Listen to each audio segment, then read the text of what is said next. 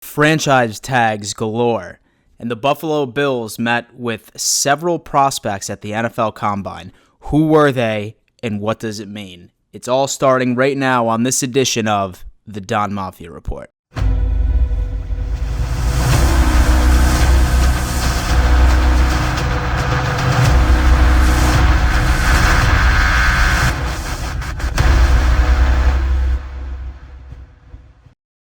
Well, Don Mafia, welcome to yet another edition of the Don Mafia Report, and I know exactly what's going through your head. Dan, what the hell happened to you? It's been about a week since we've had any real quality content, and I have just been yearning for your thoughts on just about everything, which I know is a complete joke, but I feel like I need to give the Don Mafia some type of explanation. I was out of town. Believe it or not, YouTube doesn't pay my bills quite yet. So I was out of town for a work conference, and I was gone for about a week and really didn't have an opportunity to sit down and to film and give my takes going on throughout that Combine week. You probably noticed that I did end up putting out a video on the NFL Combine. I dropped it, I believe it was yesterday or 2 days, depending on when I upload this one. And I was just like, you know what I'm going to do is I'm going to give the Don Mafia a very, very long, studied, highlights video. And the entire process took me close to about, I don't want to say 16 hours worth of editing. I filmed an hour and a half worth of footage, cut it down to 30 minutes itself. I was so proud of it, and, I thought it would be lucrative, but guess what, Don Mafia? Demonetized. Bullshit. Complete bullshit. It's funny, too, because, some random kid just made a highlight video, and he claimed it on me, which is mind-blowing, right, in my opinion, because he doesn't quite own that content either. But you know what? It's all right. It doesn't matter. It sounds like that I just need to be able to give you my hot takes and find a way to sort of circumvent some of these issues. I am pissed that I got demonetized, but you know what? I'm okay with it because I know the Don Mafia is about to download the Tavor app with code Don Mafia and support my channel for it instead. Just kidding, guys, but seriously, say that you like craft beer. Tavor is by far the best application on the face of the planet. You have the opportunity of scrolling through some of the United States' rarest craft beers. You could choose what you want, and then they will send it directly to your front doorstep. If you put in the code Don Mafia, not only would that be supporting my channel, it also gets you $10 off your first $25 that you spend, which is basically like I'm buying you a beer. So with that being said, download Tavor right now. Alrighty, guys, sorry for that rant. It lasted a bit longer than anticipated, but yeah, you read the title of the video correctly. Franchise tags, they're very interesting. From an NFL owner's perspective, it's a fantastic business move, especially when you have somebody that's on the peak of free agency, but you're sort of when it comes to your cap space going into the new season. So really what they like to do is they normally like to throw a franchise tag on there because rather than just letting their player walk, they want to see some type of contribution from it, financial contribution, if you will. So 9 times out of 10, when you see a franchise tag, they want that player to be traded so they can get some type of value out of that situation itself. And 2 particular names just so happened to drop within the past 3 days, and they just so happen to be 2 names that Buffalo Bills fans have been clamoring for that Brandon Beane and Sean McDermott need to go after. We will start off specifically with AJ Green. So the Cincinnati Bengals, we all know they've been going through a lot of controversy lately. There has been rumors that Joe Burrow doesn't want to go there, and then with Carson Palmer, he recently announced that the Bengals is just an absolute, shit organization. So they've definitely had their share of scrutiny, and now they decide that they're planning on tagging AJ Green, who is not necessarily excited about this. And so, in fact, when ESPN asked Green his thoughts about the entire situation, he said that he understood that it was business, but he simply can't jeopardize his long-time career moving forward. Now, we all know that AJ Green has been he's been injury prone throughout the past couple of years. I believe it was since 2017 he's missed a total of 29 games, which is a shit ton. He missed the entire last season, I think, after he ended up injuring himself after the first practice in Cincinnati that week. So I really can't blame the guy. He's looking for a long-term deal, and whether or not that Cincinnati can make that deal with AJ Green, it's still up in the air. And once again, he was quoted The tag is 18 million, so I'm not running away from that. But that also shows me that they're not committed, and in that circumstance, I have to protect myself.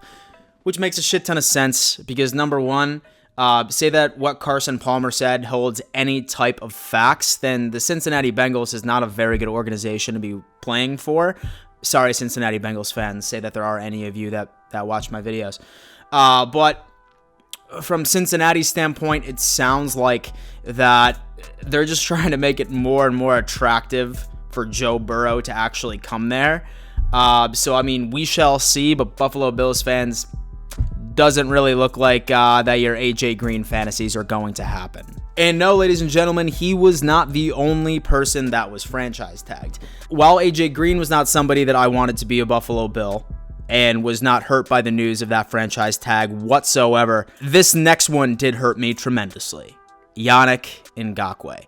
Now, we all know that Yannick Ngame has been the opposite of private when it comes to him expressing his distaste with the Jacksonville Jaguars organization itself. In fact, just 3 hours before, Jacksonville decided to announce that they were going to tag Yannick Ngame, he ended up tweeting, "Ladies and gentlemen, I am very, very sorry, but it just so happens I don't want to play for Jacksonville anymore. Fuck Duval." That's basically what he said. So with that franchise tag, it carries an approximate salary of $19.3 million through 2020. So it's not like that, I mean, he's going to be missing out on a bag. But so before any of this happened with the Jaguars, they ended up giving a potential deal to Yannick Ngame before the beginning of the 2019 season for only $19 million, but Ngakwe's agent said that he was worth about 22, so they couldn't end up getting a deal. I guess his mindset was that if Nick Foles had a crazy-ass payday for only being a backup quarterback that was in a system that sort of built with his needs, then he deserved the exact same amount of money. But it's not looking good.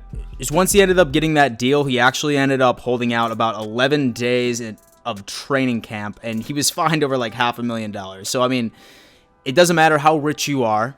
Say that you're willing to throw $500,000 out the window, and then it's absolutely clear that this person just doesn't want to be on the Jacksonville Jaguars anymore. So, as far as the Buffalo Bills are concerned, it's still not completely out of the picture. There definitely is an opportunity for the Buffalo Bills to make a move, make a trade, and get Yannick Ngame on the squad. I personally think that he would be an incredible addition. It would fit our process, would be that next defensive end that could really make an impact upon getting at Buffalo. But, I mean, we shall see. All right. Last but not least on Mafia, the main story. And now, we all understand that the NFL Combine just wrapped up this past Sunday. We saw a bunch of highlights specifically from the wide receiver class. Personally, that's exactly what I was following the closest. But say, of course, that you follow Bills Twitter, you ended up seeing a lot of rumors about who the Buffalo Bills were meeting with. I'm pretty sure I saw a tweet the other day saying that the Buffalo Bills met with CeeDee Lamb, with Jerry Jeudy, and they spent a lot of time with both of them chatting it up. Now, does that mean that the Buffalo Bills are willing to make a trade to get into the top 5, into the top 10, 8? I guess only time will tell. But regardless, this is an idea of exactly who the Buffalo Bills did actually have meetings with. So, I mean, starting off with number 1, Chase Claypool, who had a very surprising combine. Before the combine even started, I think they were projecting him going in the 3rd or 4th round, but he definitely impressed. Then it was T. Higgins. He's a receiver out of Clemson. We have Tristan Wirfs, an offensive tackle from Iowa. Clyde Edwards-Helaire, running back from LSU. DeAndre Swift from Georgia. Like I said, diehard Georgia Bulldogs fan, so I wouldn't be opposed to that, but you can hear an in-depth explanation of that in my most previous video, you know, the one that got demonetized. Then we had a meeting with Javon Kinlaw, a defensive tackle from South Carolina, Ross Blacklock, a defensive tackle, K'Lavon Chasen, who is I am very excited about this guy. Murray, a linebacker from Oklahoma, Yetur Gross-Matos, a defensive tackle. I also touched on him on my demonetized video earlier, so go watch that. And then Jonathan Greenard, an edge rusher from Florida. And then there was, several other informal meetings that did take place. And of course, that rumor about CeeDee Lamb and Jerry Jeudy. So, I mean, really at the end of the day, guys, it's almost impossible to predict what Brandon Beane is going to do. One thing that he has proven to be is he loves the NFL draft. I mean, especially since he really hasn't gone out of his way to go and find that huge difference maker on free agency. It's just not in his DNA.